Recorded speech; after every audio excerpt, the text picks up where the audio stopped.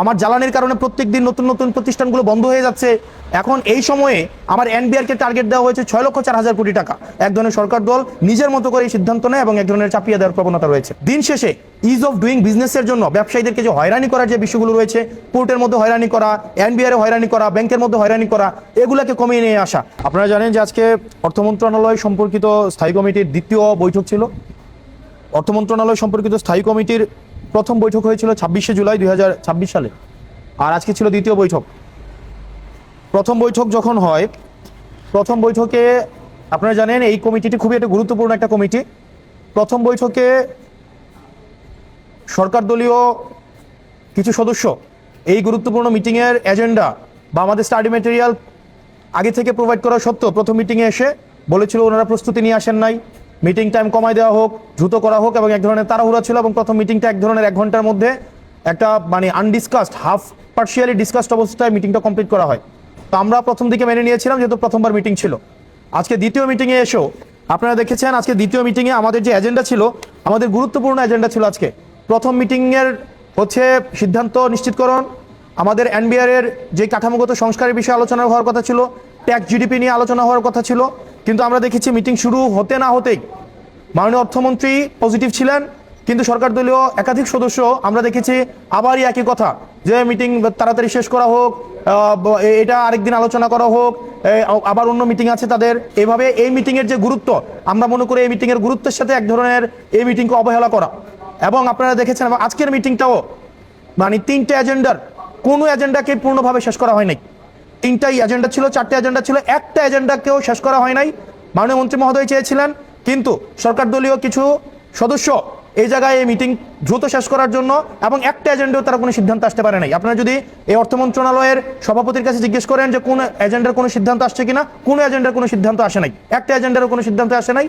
NBR এক্ষেত্রে খুবই positive ছিলেন, অর্থ মন্ত্রণালয় মাননীয় অর্থমন্ত্রীও খুবই পজিটিভ ছিলেন, এনবিআর এর যে কর্মকর্তা কর্মচারী ছিলেন তারাও পজিটিভ ছিলেন।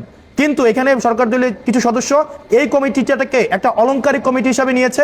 প্রত্যেকদিন একই ধরনের অজুহাত, যে স্টাডি করে আসে নাই, আবার একটু সময় লাগবে, অন্যদিন করা হোক, আজকে না হোক, আবার করা হোক।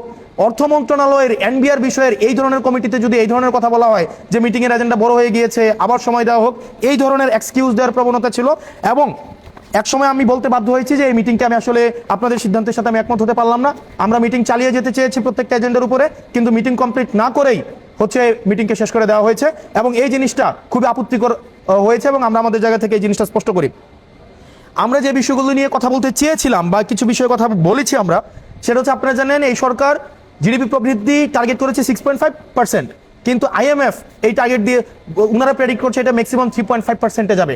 আপনারা জানেন যে ঋণ দেওয়ার যেই ঋণ আমাদের হচ্ছে এখানে ঋণ জেনারেশন, ঋণ ডিস্ট্রিবিউশনের যে হার, সেটা গত 33 বছরের মধ্যে সবচেয়ে কম পর্যায়ে চলে আসছে, সেটা হচ্ছে 4.47%। এখন দেখেন প্রাইভেট সেক্টরে ইনভেস্টমেন্ট নাই, নতুন কর্মসংস্থান হচ্ছে না, আমার জ্বালানির কারণে প্রত্যেক দিন নতুন নতুন প্রতিষ্ঠানগুলো বন্ধ হয়ে যাচ্ছে। এখন এই সময়ে আমার এনবিআরকে টার্গেট দেওয়া হয়েছে 6,04,000 কোটি টাকা। এখন এই 6,04,000 কোটি টাকা 42% প্রবৃদ্ধি, গত বছরের তুলনায় 42% বেশি হচ্ছে এনবিআর আপনার রাজস্ব সংগ্রহ করবে। আমরা এনবিআর এর কাছে জানতে চেয়েছিলাম এটার ফিজিবল স্ট্র্যাটেজিটা কি, কোন প্রক্রিয়ায় আমরা এটা করবেন, কোন প্রক্রিয়াটা আপনারা করবেন। এবং এনবিআর যেই প্রেজেন্টেশন দিয়েছিল প্রথম অংশে, সেখানে মনে হয়েছিল দেখেন আমাদের দেশে অলরেডি যারা ট্যাক্স দেয় তাদের উপরে আবার ট্যাক্স আরোপের একটা বিষয় থাকে এবং তাদেরকে বারবার এই যে ট্যাক্স মাল্টিপ্লিকেশনের মধ্য দিয়ে তাদেরকে আবার বার্ডেন ক্রিয়েট করা আমাদের কাছে মনে হয়েছে।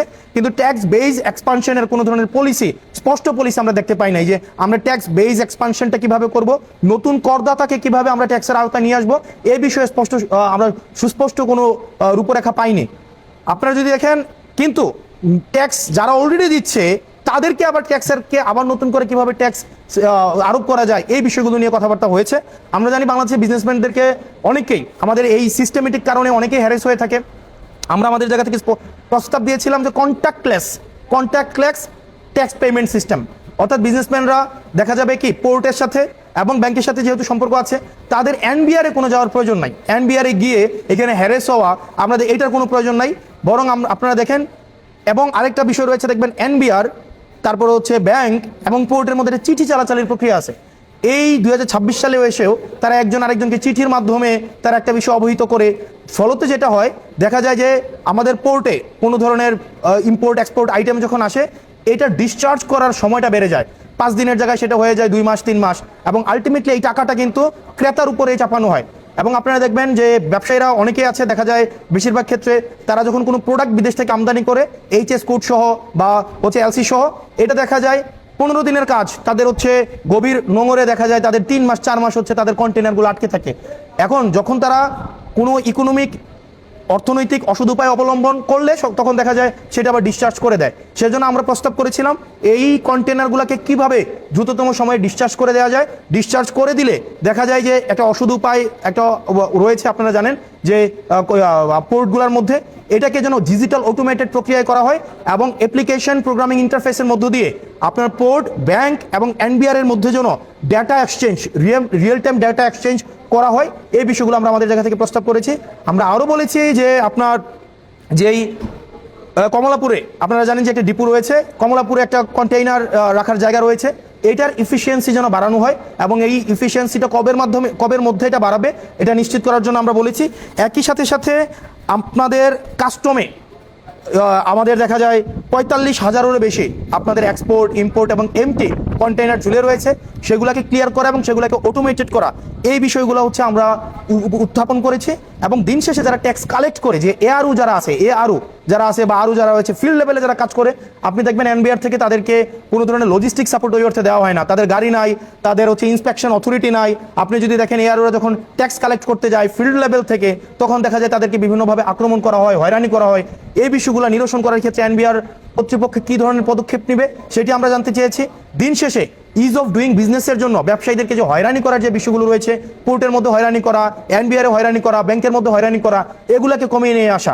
আমরা দেখেছি পোর্টের মধ্যে যদি সিস্টেমেটিকভাবে একটা জিনিস আনতে যায় 3 মাস 4 মাস লাগে, কিন্তু কিছু টাকা যদি দিয়ে দেওয়া হয়, ফর এক্সাম্পল আপনি যদি দেখেন আপনি একটা ডেনমার্ক থেকে একটা প্রোডাক্ট নিয়ে এসেছেন, প্রোডাক্টটা নিয়ে এসে আপনার বন্দরের মধ্যে 2 মাস ফেলে রাখা হয়, প্রত্যেক দিন যদি $5,000 করে জাহাজ ভাড়া দিতে হয়, 2 মাসে $3 লক্ষ জাহাজ ভাড়া, তখন এই ব্যবসায়ী মনে করে আমি $3 লক্ষ এই জাহাজ ভাড়া না দিয়ে বরং $1 লক্ষ ঘুষ দিয়ে বরং আমি হচ্ছে মালটা নিয়ে আসি। এখন এটার কারণে ব্যবসায়ীরা ব্যবসা করতে অনুৎসাহিত ফিল করে, ব্যবসায়ীরা পরবর্তীতে কাস্টম দিতে ফিল করে, কাস্টম না দিতে উৎসাহিত হয়। সেজন্য আমরা আমাদের প্রস্তাব করেছি এই পুরো প্রসেসটা যেন অটোমেটেড করে ফেলা হয়, হ্যান্ড টাচের বাইরে যেন নিয়ে যাওয়া হয়। আমাদের এনবিআর এর স্ট্রাকচারাল রিফরমেশন নিয়ে কথা হওয়ার কথা ছিল, এই জায়গাগুলো নিয়ে কথা হয় নাই। এবং আলটিমেটলি এই কমিটিগুলোকে যদি এভাবে ডিসফাংশনাল রাখা হয়, এই কমিটিগুলোকে যদি ফাংশনাল না করা হয়, সেটা আসলে আমাদের জন্য দুঃখজনক হবে। এবং এক ধরনের একটা হাউস কমিটি করা হয়েছিল, একই ধরনের অবস্থা, হাউস কমিটির মিটিং হয়েছে 2টা, আর বাকি জিনিসগুলো হচ্ছে সরকার দল নিজের মতো করে কোনো মিটিং ডাকা হয় না। এই অফিস বরাদ্দ বা অন্যান্য যে স্ট্রাকচারাল বিষয়গুলো রয়েছে, আমাদের এই পার্লামেন্টের ইজ অফ ডুইং বিজনেসটা যেন সহজ হয়, সেটার এই ধরনের কোনো মিটিং এখানে হয় না। এক ধরনের সরকার দল নিজের মতো করে এই সিদ্ধান্ত নেয় এবং এক ধরনের চাপিয়ে দেওয়ার প্রবণতা রয়েছে।